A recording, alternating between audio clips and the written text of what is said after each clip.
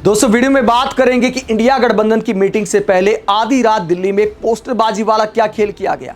सुबह पब्लिक उठी, पत्रकारों ने देखा तो सब हैरान रह गए कि किस पार्टी ने पोस्टर लगा दिए। समझना मुश्किल नहीं है कि किस पार्टी ने लगाए होंगे।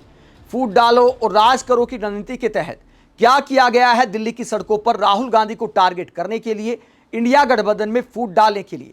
राजनीति में कहा जाता है कि कोई भी स्थायी दोस्त या दुश्मन नहीं होता। बहुत सारे नेताओं ने कांग्रेस के खिलाफ बयान दिए हैं। उन्हीं बयानों को आधार बनाकर ये पोस्टर लगाए गए हैं। किसने लगाए होंगे समझना मुश्किल नहीं है। यह आप देख सकते हैं इन पोस्टरों में क्या दिखाया गया है और कांग्रेस ने क्या आरोप लगाए हैं इस मामले में। इसमें राहुल गांधी का यहां पर चेहरा दिखाया गया है। अरविंद केजरीवाल के दो पोस्टर आप देख सकते हैं। अरविंद केजरीवाल के पुराने बयानों को यहां पर कोट किया गया है, जिसमें अरविंद केजरीवाल ने कहा था कि लोग कहते हैं कि हम कांग्रेस को कमजोर कर रहे हैं, भला मैं कांग्रेस को क्या कमजोर करूंगा। राहुल गांधी खुद ही अकेले इस काम को बहुत अच्छे से कर रहे हैं। तो कभी अरविंद केजरीवाल ने यह बयान दिया था। इसके बाद नीचे लिखा गया है कि इंडिया अलायंस वाले जो आपस में लड़ रहे हैं वो साथ क्या लड़ेंगे। इसके बाद दूसरा पोस्टर आप देखिए, गलती से भी कांग्रेस को वोट मत देना। उसके बाद वही टैगलाइन है सारे पोस्टरों में कि इंडिया अलायंस वाले जो आपस में लड़ रहे हैं वो साथ क्या लड़ेंगे। तो अरविंद केजरीवाल के पुराने बयानों को आधार बनाया गया है। इसके बाद ये दूसरा पोस्टर देखिए, ये केरल के जो पूर्व मुख्यमंत्री हैं विजयन, उनका एक बयान छापा गया है जिसमें कहा गया है कि राहुल गांधी एक राष्ट्रीय स्तर के नेता है, लेकिन फिर भी उनमें इतनी भी समझ नहीं है जितनी कांग्रेस के एक आम स्थानीय कार्यकर्ता में होती है। तो केरल में चूंकि कांग्रेस ने लेफ्ट के खिलाफ चुनाव लड़ा था, तो जाहिर सी बात है ऐसी बयानबाजी की जाएगी। इस बयान को आधार बनाकर वही संदेश दिया गया है कि आपस में लड़ रहे हैं तो आपके लिए क्या करेंगे। इसके बाद भगवंत मान का एक पोस्टर छापा गया है। दिल्ली और पंजाब में माएं अपने बच्चों को एक छोटी सी कहानी सुनाती हैं। एक थी कांग्रेस। तो पंजाब में जब कांग्रेस और आम आदमी पार्टी आमने सामने चुनाव लड़ती हैं तो ऐसी ही बयानबाजी होगी। इसके बाद अगला आप देखिए, ममता बनर्जी का एक पुराना बयान है, अगर कांग्रेस गठबंधन को नहीं चला सकती तो मैं इसे चला सकती हूं। इसके बाद ममता बनर्जी का एक और पुराना बयान, कांग्रेस अपनी विश्वसनीयता खो रही है, हम कांग्रेस पर निर्भर नहीं रह सकते। तो ममता बनर्जी ने कभी ये बयान दिया था तो उसको आधार बनाकर एक बार फिर फूट दिखाई गई है। स्टालिन तो ताज़ा नाराज हैं, तो उनका बयान छापा गया है कि कांग्रेस के नेता उन लोगों की तरह हैं जो उसी नाव में छेद करते हैं जिसमें वो खुद सफर कर रहे हों। तो जब विजय के साथ कई कांग्रेस विजय के साथ मिलकर सरकार बनाई तो स्टालिन का दर्द समझ में आता है, लेकिन स्टालिन खुद तो सरकार बनाने की स्थिति में थे नहीं। तो कांग्रेस आखिरकार क्या करती। तमिलनाडु की जनता ने जब विजय की पार्टी को सबसे बड़ी पार्टी बनाया और स्टालिन सरकार बनाने के हालात में थे नहीं, तो आप क्या इसे पीठ में छुरा घोंपना कह सकते हैं। यह तमिलनाडु की जनता के जनादेश का सम्मान कहा जा सकता है। विजय की पार्टी को एकदम बहुमत के करीब पहुंचा दिया तमिलनाडु की जनता ने, तो उस जनादेश का सम्मान कांग्रेस से किया है, इसीलिए मिलकर सरकार बनाई है। ऐसा नहीं था कि कांग्रेस के पास दो ऑप्शन थे, विजय और स्टालिन में से चुनने का ऑप्शन। स्टालिन तो सरकार बनाने के हालात में थे ही नहीं, इसीलिए कांग्रेस मजबूरी में विजय के साथ गई है। तो क्या इसे पीठ में छुरा घोंपना कह सकते हैं। विचारधारा विजय की भी धर्मनिरपेक्षता वाली है और वही विचारधारा स्टालिन की है और कांग्रेस की है। आगे उदयनिधि स्टालिन का यह बयान छापा गया है, 20 साल से ज्यादा समय तक कांग्रेस हमारी पीठ पर बैठकर आगे बढ़ती रही और आज उन्होंने हमारी ही पीठ में छुरा घोंप दिया। इसके बाद आगे शरद पवार का बयान दिखाया गया है कि राहुल गांधी में कंसिस्टेंसी की कमी है। तो राहुल गांधी की निरंतरता में कमी को लेकर शरद पवार ने बयान दिया था, उसको कोट किया है।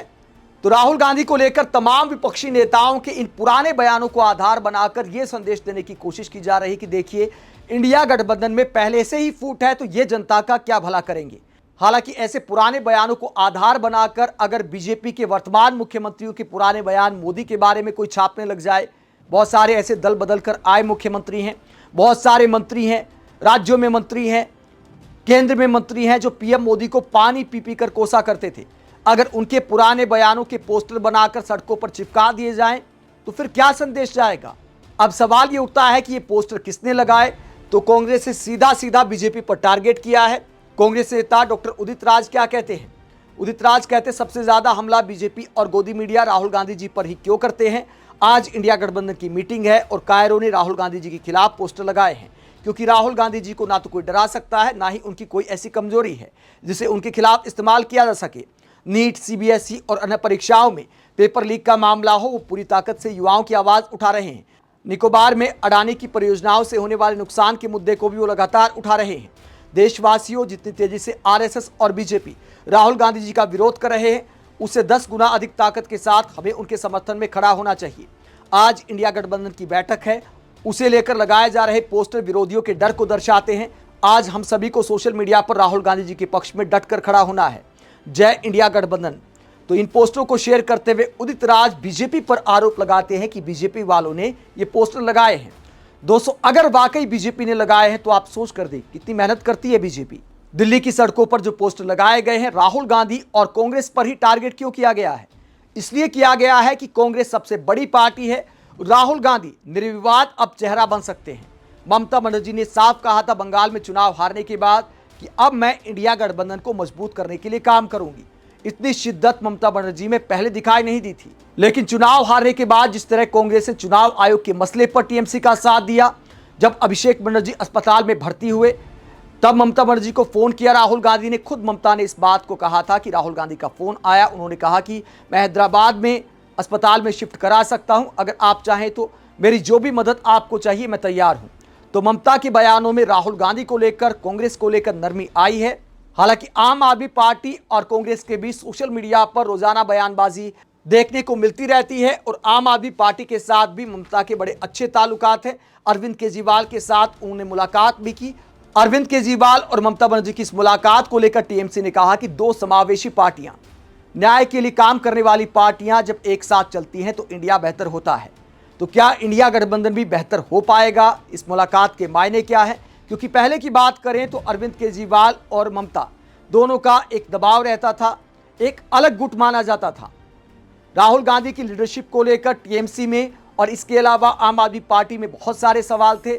लेकिन फिलहाल की बात करें तो दिल्ली में चुनाव हारने के बाद और बंगाल में चुनाव हारने के बाद कांग्रेस की लीडरशिप को, राहुल गांधी के चेहरे को अगर इंडिया गठबंधन के तमाम दल एक मत से स्वीकार नहीं करते हैं तो मुझे नहीं लगता कि इंडिया गठबंधन के लिए आने वाला रास्ता आसान होने वाला है। इसीलिए सड़कों पर ऐसे पोस्टर लगाए गए हैं ताकि इंडिया गठबंधन में एकता ना होने पाए, ताकि राहुल गांधी की लीडरशिप पर सवाल बना रहे और जो मतदाता हैं, तमाम दलों के जो समर्थक हैं, उनके बीच फूट वाला मैसेज बरकरार रहे। आप क्या सोचते हैं? कमेंट बॉक्स में अपनी राय जरूर दें, साथ ही चैनल को सब्सक्राइब भी करें। नमस्कार।